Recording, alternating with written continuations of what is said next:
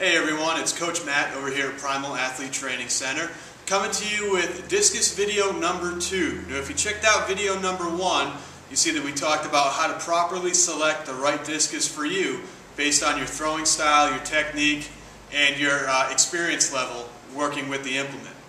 Today we're still talking about the discus. We're not outside throwing yet. We're talking about the discus and how to properly align your fingers on the discus to get the optimal amount of release and spin. Now, I've traveled around the U.S., I've worked at coaches' clinics, and I've worked at throwing camps all around the country.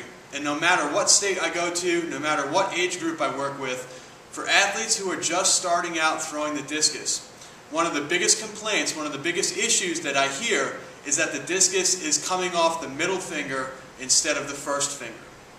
And what that means is coaches will tell their athletes, and it's 100% true, coaches will tell the athletes that as the discus comes off the hand, the last finger that that discus will touch is that first finger, that index finger. So it's going to roll and pop right off the index finger.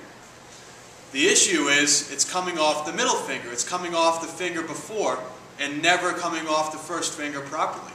Now this is something that can haunt discus throwers for a few weeks when they first start out. It's a lot easier just to teach the proper way to do it at first. Take the 5-10 minutes it takes, and that way you nip that problem in the bud. You never have to worry about it again. Here's how you correct it and the reasons why it happens. If you were to think of the discus, this is a men's 2-kilo discus. If you were to think of the discus as a clock, you would have 12 o'clock right up top here, and you'd have 6 o'clock right down here at the bottom. Basically, if you were to draw that line right down the middle, the discus would be separated right in half.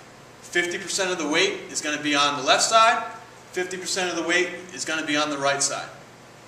Now, most athletes, when they start throwing, they take their hand, they just pick up a discus, take the hand, plop the hand on there, get in the circle, and let it rip. Well, if you notice, what finger is closest to 12 o'clock? My middle finger.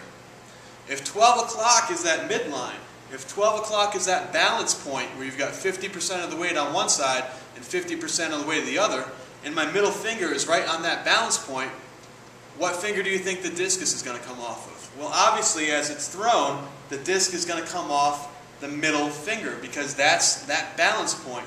That's the tipping point of where both halves of the discus meet, is right on the middle finger instead of the first finger.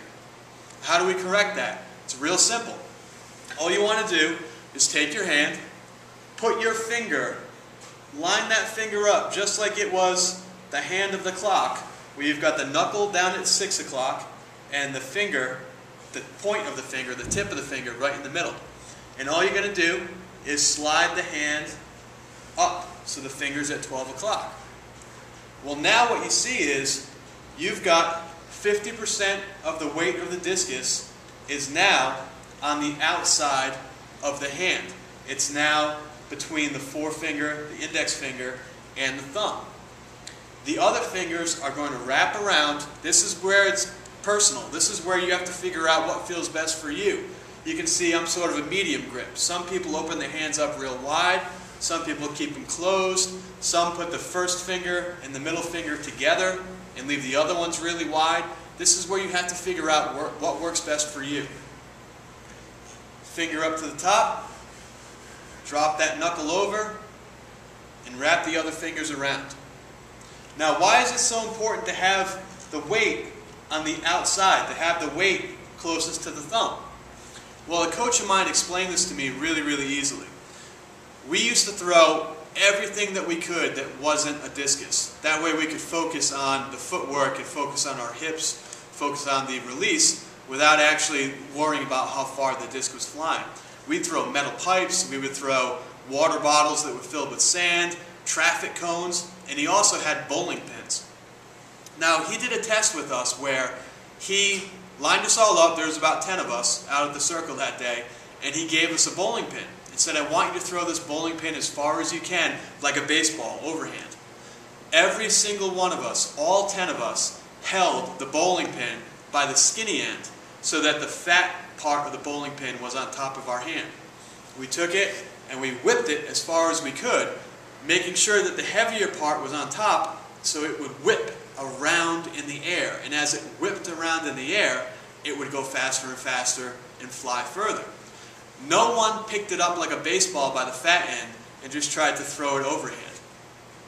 Everyone picked it up by the skinny end and whipped it end over end over end. It's the same idea with the discus. By having half of the weight on the outside, having half of the weight from here over, you are going to cause that same whipping effect. So when the discus comes out of the hand, you're going to have 50% of the mass of that implement that's going to want to turn and pop off that first finger as fast as it possibly can. And while that's happening, you're also going to be actively whipping your arm.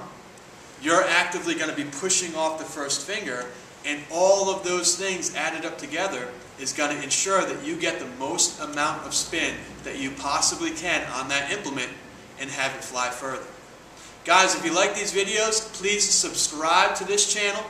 If there's any throwers in the Rhode Island area that need help with their strength training, that need help with their flexibility, their explosive movement training, or throwing technique in general, that's what I'm here for. That's what I do. This is Coach Matt over at Primal Athlete Training Center. Any questions, please call or email me or visit our website, primalatc.com. Thanks.